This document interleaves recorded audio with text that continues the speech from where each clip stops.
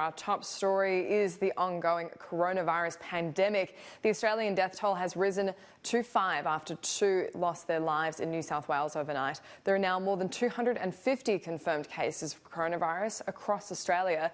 A number of these have fully recovered, but the exact figure is unclear. New South Wales currently has the majority of confirmed cases at 134. There are also 61 confirmed cases in Queensland, 71 in Victoria and 14 more cases overnight.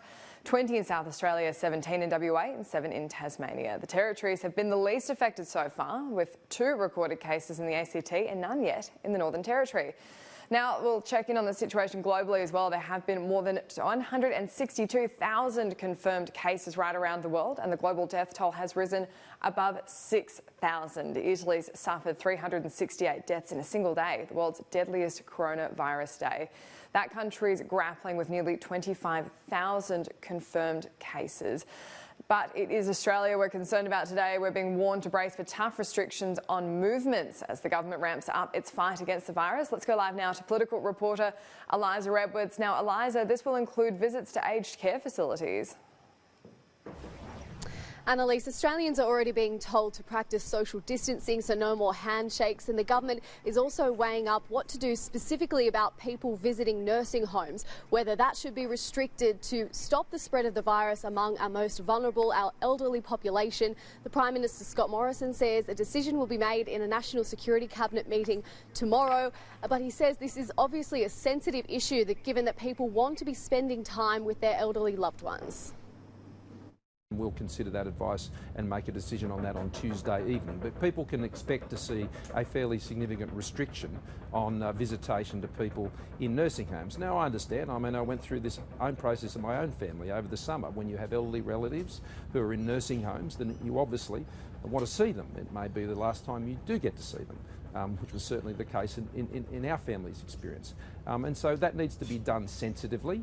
And it will be done sensitively, but we need to lessen the broader risk to people in these facilities.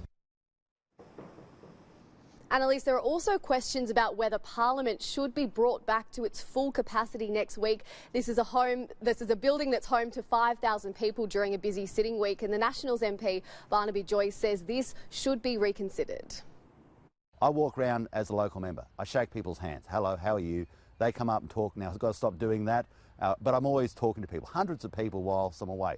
Then I get on a plane, well I don't, I drive down, get on a plane, I fly to Canberra, spread it around the plane. Then in Canberra I meet Joel, meet everybody else, and if I've got it, I spread it around the Parliament.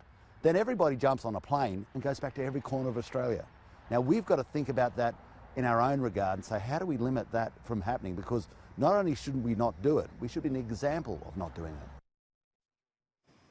And Eliza, schools are remaining open for now, but the Education Minister warns that could change. That's right. We know that the ban on mass gathering so far doesn't extend to schools, but there is a possibility that could change as medical experts examine the role children are playing in spreading the coronavirus. And the Education Minister, Dan Tehan, says for now, schools will remain open.